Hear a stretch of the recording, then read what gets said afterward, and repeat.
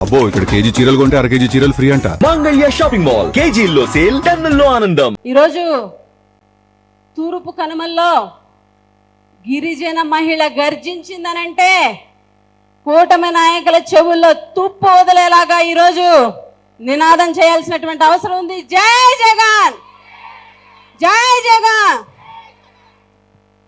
ఈరోజు రాజన్న రాజసం, అదేవిధంగా రాయలసీమ పౌరుషం, అల్లూరిలోని పోరాట తత్వం, మంచుకొండ లాంటి మనస్తత్వం, నమ్మిన వారి కోసం నిలబడే నాయకత్వం, ఇవన్నీ ఉన్నటువంటి అరుదైన నాయకుడు మన నాయకుడు వైఎస్ జగన్మోహన్ రెడ్డి గారు. ఈరోజు ఆ నాయకుడి కోసం, ఆ నాయకుడి మహిళా సైన్యమైనటువంటి ఆ నాయకుడి కోసం పోరాటానికి సిద్ధమైనటువంటి అక్క చెల్లెలందరికీ కూడా ఈ సభ సాక్షిగా హ్యాట్స్ ఆఫ్ తెలియజేస్తున్నాం. ఈరోజు కూటమి ప్రభుత్వం వచ్చింది. కూటమి ప్రభుత్వం అధికారంలోకి రావడానికి ముఖ్య కారణం మహిళలకు వాళ్ళు ఇచ్చినటువంటి అబద్ధపు హామీలు. ఏదైతే 2019 నుంచి 2024 వరకు జగనన్న ప్రభుత్వంలో మహిళలకి స్వర్ణయుగం అయితే, ఈరోజు ఈ కూటమి ప్రభుత్వంలో మహిళల పాలిట ఒక కర్మయుగం అయిపోయింది. ఎందుకనంటే ఆ స్వర్ణయుగం గురించి మాట్లాడుకుందాం, ఈ కర్మయుగం గురించి కూడా మనం మాట్లాడుకుందాం. 2019 నుంచి 24 వరకు జగనన్న ప్రభుత్వంలో స్వర్ణయుగం అని ఎందుకు అన్నానంటే, జనరల్గా మహిళలందరూ కూడా, మహిళలే కానీ లేకపోతే రాజకీయ నాయకులు కానీ, ఒక ముఖ్యమంత్రి స్థాయిలో ఉన్నవాళ్ళు కానీ, ఎవరైనా సరే మహిళల మీటింగ్కి వెళ్ళినా ఎక్కడికి వెళ్ళినా సరే ఒక మాట చెప్తూ ఉంటారు, మహిళా సాధికారిత లక్ష్యంగా ఈ ప్రభుత్వాలు పనిచేస్తాయి అని చెప్తారు. అసలు మహిళా సాధికారిత అంటే రాజకీయంగా, ఆర్థికంగా, సామాజికంగా మహిళలు ఎదిగినప్పుడే అది మహిళా సాధికారిత. ఈరోజు అందరూ మాటలకు పరిమితం అయితే, ఒక్క జగన్మోహన్ రెడ్డి గారు మాత్రమే ఈ రాష్ట్రంలో మహిళా సాధికారిత దిశగా మహిళల్ని రాజకీయంగా, ఆర్థికంగా, సామాజికంగా పైకి తీసుకొచ్చినటువంటి ఒకే ఒక్క నాయకుడు వైఎస్ జగన్మోహన్ రెడ్డి గారు అని చెప్పి ఈరోజు మేము గర్వంగా తెలియజేస్తున్నాం. ఎందుకనంటే జగనన్న ప్రభుత్వంలో రాజకీయంగా ఈరోజు ఇంతమంది మేమందరం కూడా వేదిక మీద ఉన్నామనంటే జగన్మోహన్ రెడ్డి గారు తీసుకొచ్చినటువంటి నిర్ణయాల వల్ల అన్నది మాత్రం ఖచ్చితంగా చెప్పాలి. ఎందుకనంటే ఎమ్మెల్యేలు కానీ, ఎంపీలు కానీ, మేమందరం కూడా రిజర్వేషన్ బట్టి, అక్కడున్న అవకాశాలను బట్టి ఎమ్మెల్యేలు అయిన వాళ్ళం, ఎంపీలు అయినటువంటి పరిస్థితి ఉంది. కానీ స్థానిక ఎన్నికల్లో ఎంపీడీసీల దగ్గర నుంచి, సర్పంచ్ల దగ్గర నుంచి, ఎంపీపీలు కానీ, జడ్పీడీసీలు కానీ, మున్సిపల్ చైర్పర్సన్లు కానీ, జిల్లా పరిషత్ చైర్పర్సన్లు కానీ, అదేవిధంగా కార్పొరేషన్ చైర్పర్సన్లు కానీ ఈరోజు 50% మహిళలు ఈ రాష్ట్రంలో ఏలారు అని అంటే ఒక్క జగన్మోహన్ రెడ్డి గారి వల్ల మాత్రమే అని చెప్పి ఈ సందర్భంగా తెలియజేస్తున్నాం. ఆ రకంగా రాజకీయంగా మహిళలకి పెద్ద పెట్టేసినటువంటి నాయకుడు మన జగనన్న. అలాగే సామాజికంగా ఎస్సీ, ఎస్టీ, బీసీ, మైనారిటీ అక్క చెల్లెలకి అన్ని కార్పొరేషన్ పదవుల్లో కూడా 50% రిజర్వేషన్ ఇవ్వడం జరిగింది. మనందరికీ జగనన్న ప్రభుత్వంలో ప్రజలందరికీ సేవలు చేసినటువంటి ఎవరైతే వాలంటీర్లు ఉన్నారో వాళ్ళల్లో కూడా 50% మహిళలకు ఇచ్చి 50% ఎస్సీ, ఎస్టీ, బీసీ, మైనారిటీలకు ఇచ్చినటువంటి ఘనత జగనన్న ప్రభుత్వానికి మాత్రమే దక్కుతుంది. ఆర్థికంగా మహిళల్ని పైకి తీసుకురావడం అంటే నిజంగా ఆంధ్రప్రదేశ్ రాష్ట్రం పుట్టిన తర్వాత మహిళల కోసం అంత ఆలోచించిన నాయకుడు, మహిళలకి ఆర్థిక స్వావలంబన ఇచ్చినటువంటి నాయకుడు, మహిళలకి ఆర్థికంగా ఒక మెట్టు ఎదిగేలా చేసినటువంటి ఏకైక నాయకుడు వైఎస్ జగన్మోహన్ రెడ్డి గారు అని చెప్పక తప్పదు. ఎందుకంటే జగనన్న ఇచ్చినటువంటి ప్రతి పథకం కూడా మహిళల కోసమే.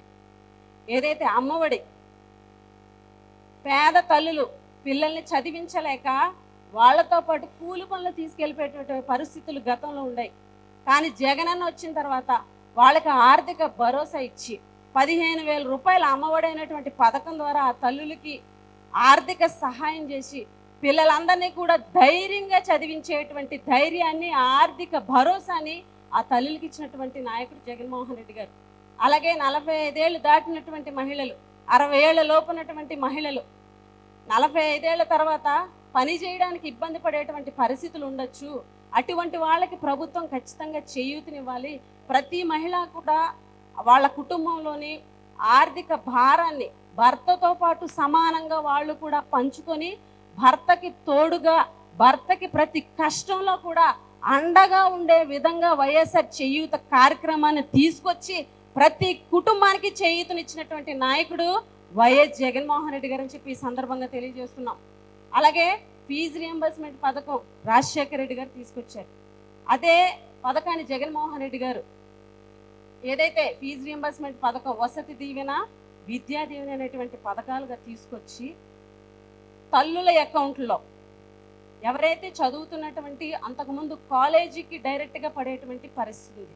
కానీ జగనన్న వచ్చిన తర్వాత తల్లుల అకౌంట్లో వేయాలి అంటే ఎంత విజన్ తోటి జగన్మోహన్ రెడ్డి గారు ఆలోచించారో ఒకసారి ఆలోచించండి. ఎందుకంటే ఇంటికి దీపం ఇల్లాలో ఎందుకు అని అంటారంటే ఖచ్చితంగా ప్రతి ఇంట్లో ఉన్నటువంటి మహిళ ఆ కుటుంబం యొక్క మంచిని కోరుకుని తను కష్టపడుతూ ఆ కుటుంబానికి వెలుగునిస్తుంది.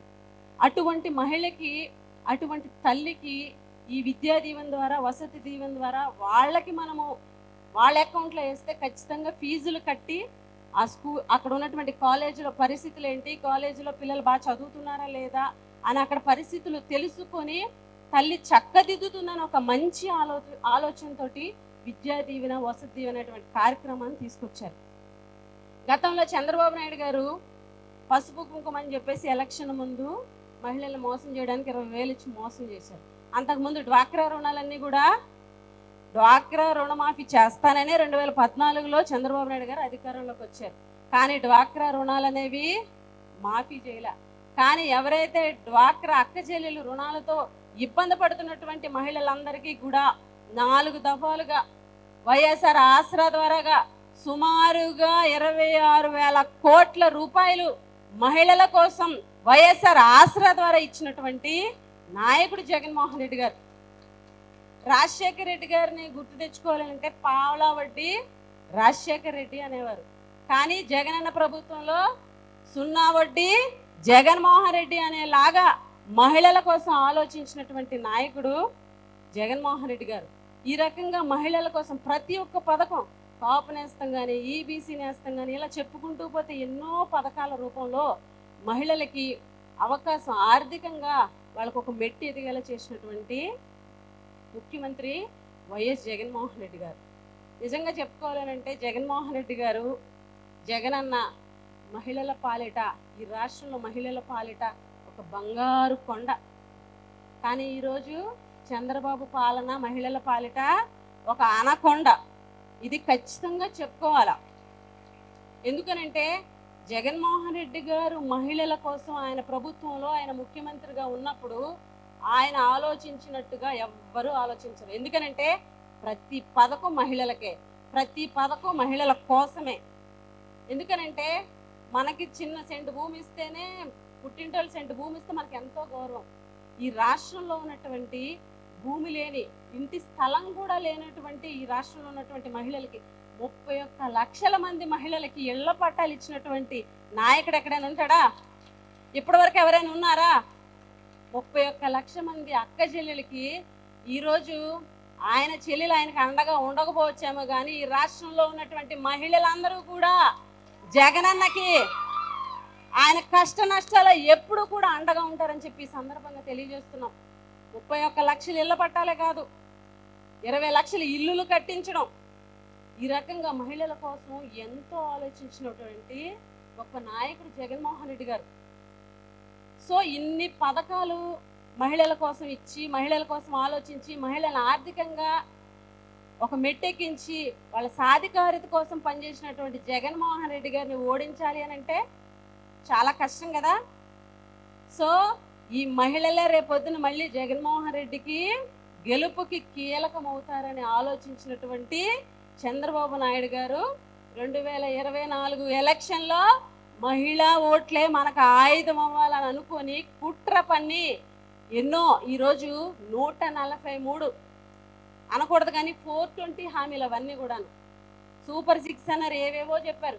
చంద్రబాబు నాయుడు గారు ఎలక్షన్ ముందు చెప్పినటువంటి మాటలు గుర్తున్నాయి. మహిళలను ఉద్దేశించి మహిళల్ని కోటీశ్వరులు చేస్తా, మహిళల్ని పారిశ్రామికవేత్తలు చేస్తా, మీరు ఇంట్లో వర్క్ ఫ్రమ్ హోమ్ చేస్తే నెలకు 1,00,000 రూపాయలు వచ్చేలా చేస్తా, అలాగే చదువుకొని నిరుద్యోగులుగా ఉన్న వాళ్ళకి నెలకు 36 సంవత్సరానికి 36,000 ఇస్తాను, 50 ఏళ్ళు నిండినటువంటి మహిళలకి 48,000 ఇస్తాను, అలాగే 19 ఏళ్ళు నిండినటువంటి వాళ్ళకి నెలకి 1,500 ఇస్తాను.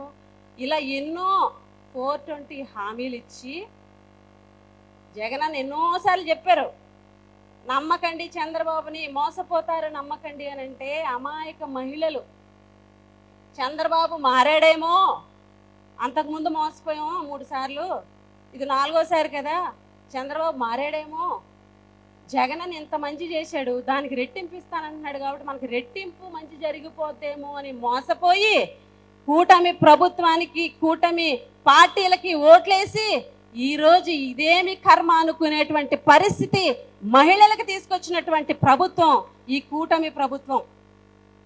ఈరోజు మహిళలకి రక్షణ లేదు, మహిళలకి భద్రత లేదు, మహిళలకి సంక్షేమం లేదు, మహిళలకి ఎటువంటి భరోసా ఈ ప్రభుత్వంలో లేదు. ఎందుకంటే ఎక్కడికక్కడ మహిళల మీద దాడులు, ఎక్కడికక్కడ మహిళల మీద అఘాయిత్యాలు, చిన్న పిల్లల మీద ఈరోజు అఘాయిత్యాలు జరుగుతున్నాయి. ఈరోజు పట్టించుకోవాల్సినటువంటి హోంశాఖ మంత్రి గారు, ఆవిడేమో మహిళలకు అన్యాయం జరిగితే రోడ్డు మీదకి రాదు, చిన్నపిల్లలకు అన్యాయం జరిగితే రోడ్డు మీదకి రాదు, అఘాయిత్యాలు ఘోరాలు జరిగితే రోడ్డు మీదకి రాదు, ప్రెస్ మీట్కి రారు.